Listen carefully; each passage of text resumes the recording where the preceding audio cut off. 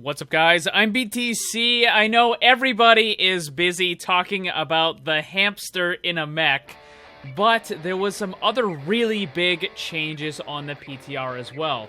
A bunch of buffs and nerfs for a lot of characters.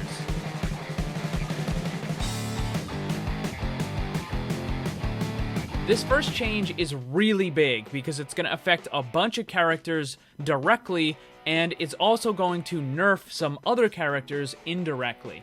So a while back when the game was first coming out, there was a problem with characters like Soldier and McCree who could do very large amounts of damage at very long range. Essentially, McCree was just a better version of Widowmaker because he had no damage fall off, so he could just hit you from across the map and it would do full damage every single time. But what they did was they made it so that the further away you are, the less damage you do, and now they're reverting a lot of that. That means Bastion, McCree, and Soldier are going to have a lot more damage at those longer ranges, because rather than having it only do 30% of the normal, it's going to do 50%, so it's still cut in half, but it's way better than losing 70% of your damage. This is going to be really problematic for anyone playing Pharah, because this is a pretty big indirect nerf. It's now going to be a lot easier for her main counters to take her out of the sky. Even in a pharmacy comp, it's still going to be a lot easier. I don't know why they decided to do this right this second, but because of this, I think we're definitely going to need some Pharah buffs at some point in the near future. Otherwise, the character is just going to get completely shut down. Now, there are some other changes with this as well. Mei had fall-off damage on her right-click, which really didn't make any sense because it's a projectile attack. It's the only projectile attack in the entire game that had fall-off damage, and I just don't know why they ever applied it in the first place. So that is now completely gone. Also, Widowmaker's primary attack, her normal unscoped attack, will now have extra fall-off damage, but it really isn't going to matter because you shouldn't be attacking anyone at long range with a non-scoped Widow anyways, so it doesn't really change anything. Next up is a pretty substantial nerf to Hanzo. The rumor mill was that it was going to be his ult, but apparently it's not. It is his storm arrows. Duration reduced from 6 to 5 seconds, cooldown increased from 8 to 10 seconds.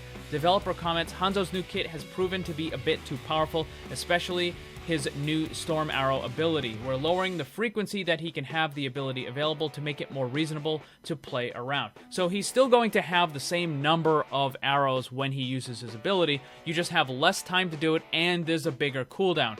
Overall, this is going to be a pretty big decrease in his total amount of damage that he can do, but it's not going to like completely wipe him off the map. This is not like a nerf that is going to get him completely out of the meta. Hanzo Zarya is still going to be an unbelievably powerful team comp.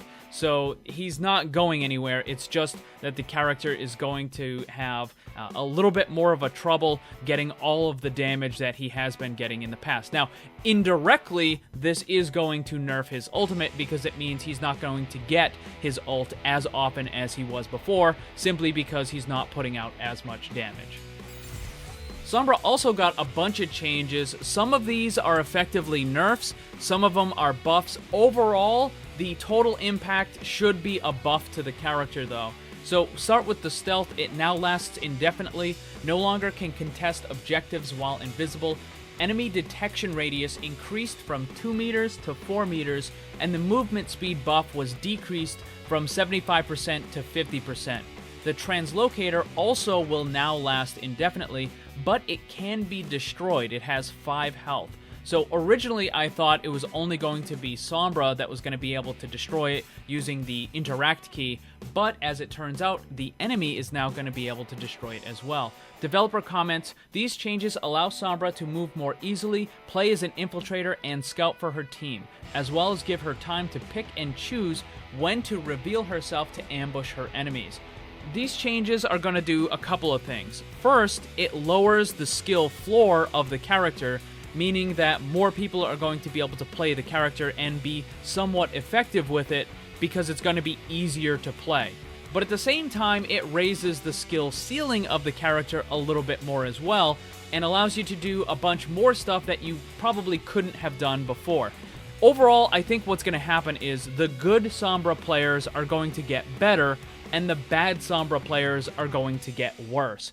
And unfortunately, we're probably going to see a bunch of situations where you have a Sombra on your team who basically goes invisible, goes behind the enemy line, and then just kind of does nothing. They're going to wait and wait and wait for an opportunity, the perfect chance to do whatever it is they're trying to do, and they're just going to sit there, and they're basically going to make your team into a 5 versus 6 until they finally decide to get involved. So that is going to be a bit problematic.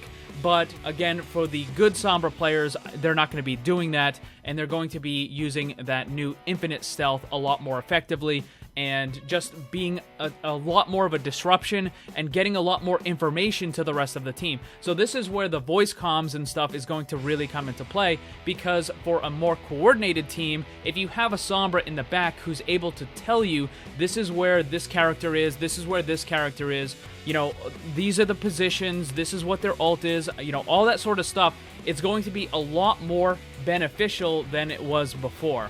Without a doubt, it's definitely a mixed bag of buffs and nerfs, but again, overall, I think it's going to end up being more of a buff than anything. So what do you guys think about all of these changes? Let me know down below. Thanks for watching. Make sure to check out my Discord server. Follow me on Twitch and Twitter. The links for that stuff are down below. And remember, always blame the controller, because it's never your fault.